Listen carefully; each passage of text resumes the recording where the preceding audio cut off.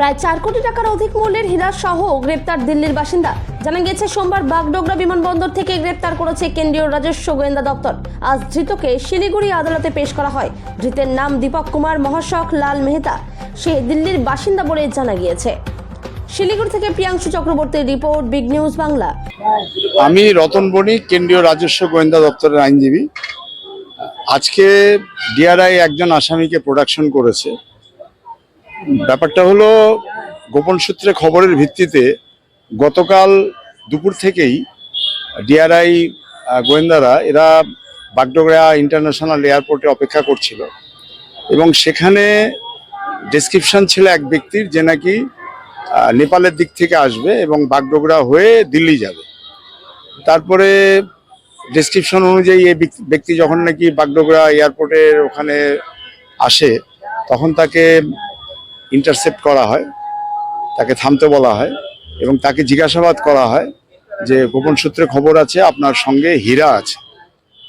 উনি তখন ডিনাই করে, তারা বলে যে যাই হোক আপনার স্টেটমেন্ট দিতে হবে, আপনাকে সার্চ সিজার করবো বলে একটা সমন দেওয়া হয় ওনাকে, স্পট সমন।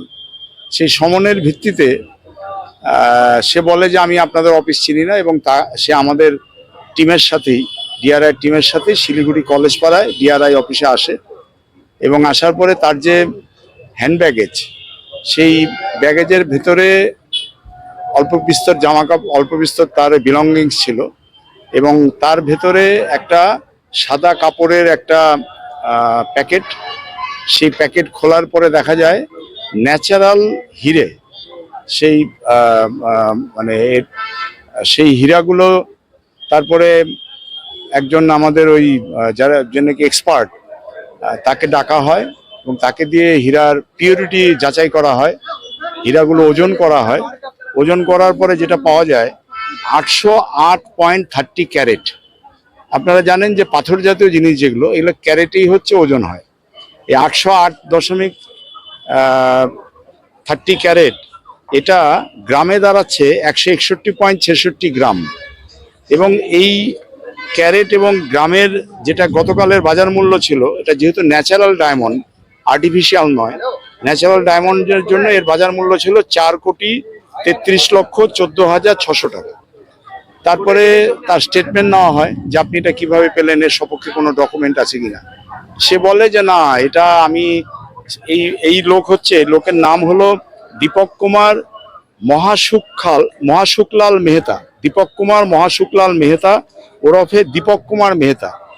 একে বলা হয় যে আপনার এই হীরাগুলোর সপক্ষে কোনো কাগজপত্র আছে কিনা।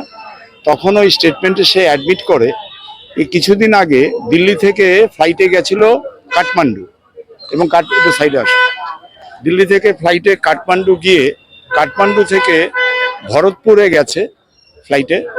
ভরতপুরে গিয়ে লোকাল ওইখানে কোনোভাবে এই কনসাইনমেন্টটা রিসিভ করে সেখান থেকে লোকাল গাড়িতে করে আমাদের এই মেচি নদী ক্রস করে ইন্ডিয়াতে ঢুকে লোকাল গাড়িতে করে যায় বাগডোগরাতে এবং আলটিমেট ডেস্টিনেশন ছিল বাগডোগরা থেকে আবার দিল্লি ফিরে যাবে, এই ছিল ডেস্টিনেশন।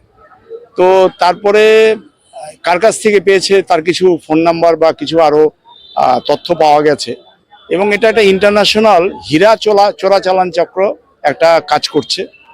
সেই কিছু ইনফরমেশন পাওয়া গেছে, সেগুলো গোয়েন্দারা তদন্ত করছে এবং তারপরে উপযুক্ত কাগজপত্র না দেখাতে পারা এবং স্মাগলিং অ্যাক্টিভিটির জন্য সেকশন 104-এ একে অ্যারেস্ট করা হয় এবং এর বিরুদ্ধে অভিযোগ আনা হয় 135 অফ কাস্টমস অ্যাক্ট অনুযায়ী 1 কোটির ওপরে হলে পরে নন বেলেবল। এবং আজকে একে শিলিগুড়ি এসসিজেএম আদালতে হাজির করানো হয়েছিল।